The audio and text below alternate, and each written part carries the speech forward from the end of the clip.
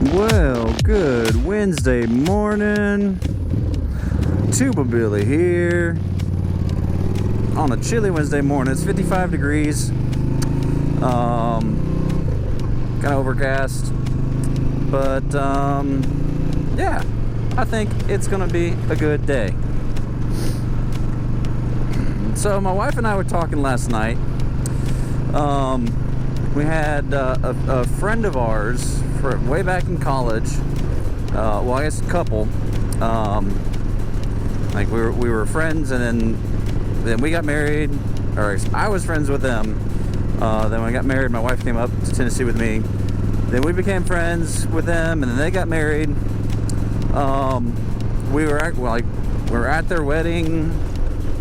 I was, I guess, one of the groomsmen.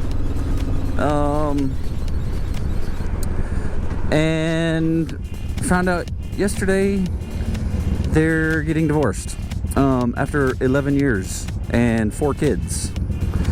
And so they get my wife and I talking. It's like, they're not the first ones that this has happened to. First of our friends to get divorced. So we noticed, I guess she's noticed, because I don't pay attention to social media that much.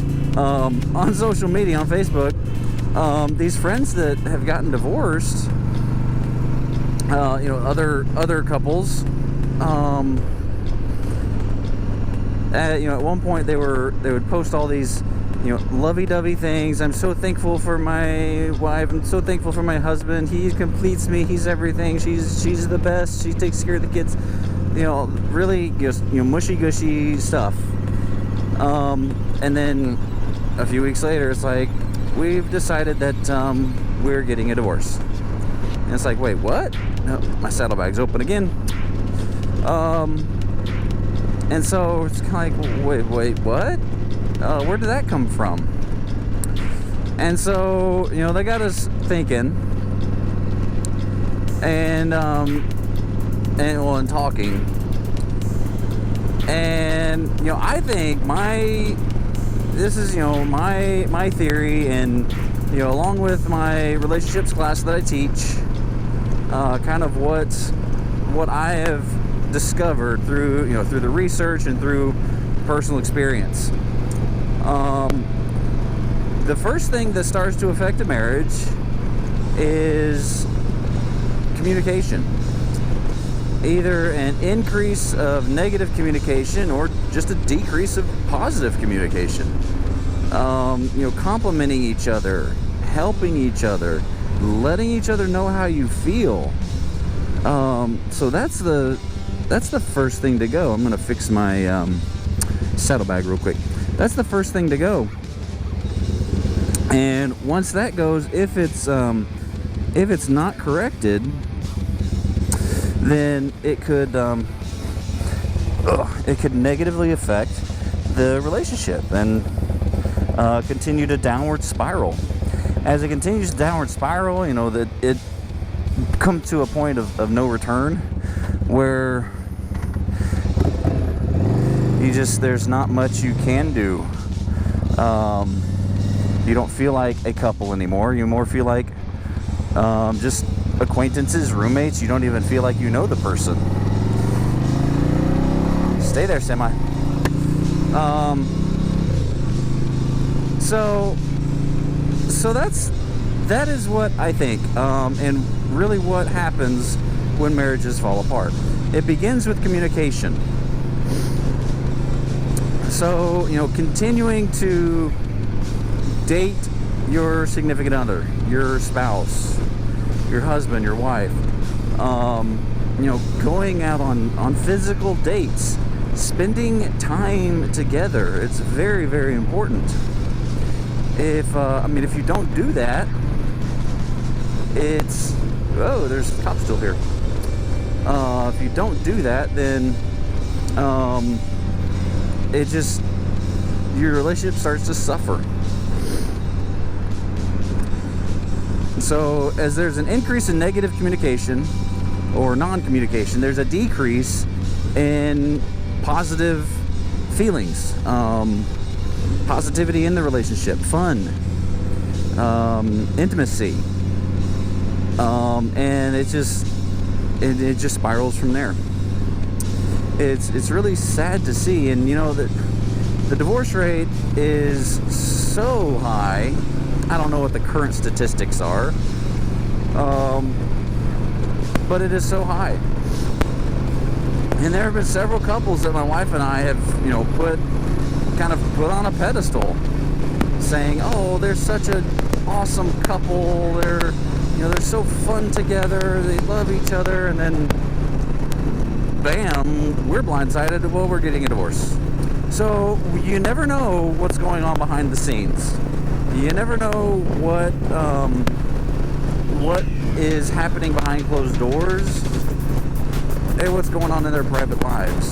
Some of the most unhappy couples will put on a front that everything is just fine until it's not, until it's out in the public. And even there's been couples that have been married for 20 years or more to get divorced. And with those, I think they never established themselves as a couple.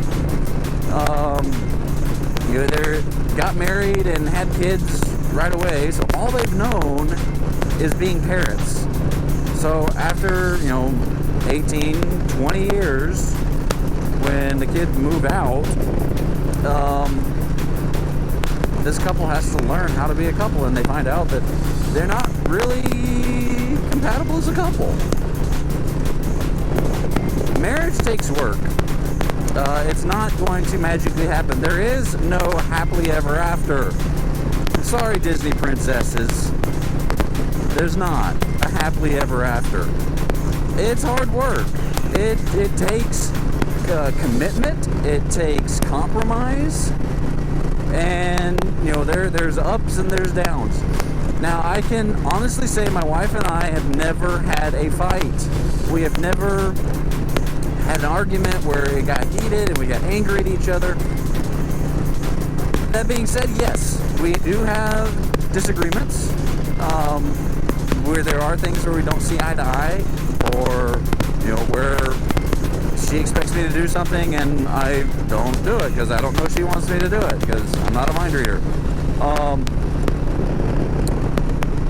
But in those instances, we are able to communicate and listen and talk through the issues, not let them fester and grow. That's something from the very beginning. While we dated, she was in Georgia Southern, I was in Tennessee, and we talked every single day for hours every day. And back then it was after 9 o'clock because it was free nights and weekends on cell phone. I had Verizon, she has AT&T. So yeah, it was tough for us to really see each other. That was before Skype. We had Facebook, so that was back when Facebook was just for college kids. So, we'd see pictures of each other on Facebook and send each other messages and call each other on the cell phone. I had a little flip phone, an LG. I think she had a Motorola Razr flip phone. So that was our relationship. It was built on communication. And so relationships can need to be built on that solid foundation. You can imagine them like a pyramid. This is kind of getting into a next relationships lesson. It's built like a pyramid. The pyramids weren't built in a day. Long-lasting relationships aren't built in a day. They need to be built with a solid, broad foundation. One that's based on, communication, honesty. There needs to be some attraction. You need to be attracted to the person. And other things that make up this broad base as you are just starting a relationship. Then as you build the pyramid, it gets narrower, okay? So as you develop the relationship, you start to trust. You start to have more exclusivity, commitment to each other, and things like that. And then as it continues to grow to the very peak, to mature love, this is where the 100% commitment. This is where real intimacy happens, where you know this person thoroughly. Intimacy doesn't just mean sex. Intimacy is a whole broad spectrum. The physical, the verbal intimacy, you know each other's thoughts and feelings, and you know how they speak, you know what they're going to say. The spiritual intimacy, you're on the same page, on the same wavelength. So when marriages start to fall apart, it boils down, in my opinion, to communication. You can trace it back. It starts at communication and goes down from there. But what are your thoughts? Have you experienced divorce? Do you know someone who's been divorced? Why did it happen? Look for the hidden issues. There may have been infidelity, but I can pretty much guarantee it didn't start there. So let me know what you think down in the comments. Subscribe, like, comment, share, all that jazz. This is Tuba Billy, getting stuck behind some slowpokes. Signing out. Be excellent to each other, please. God be with you till we meet again.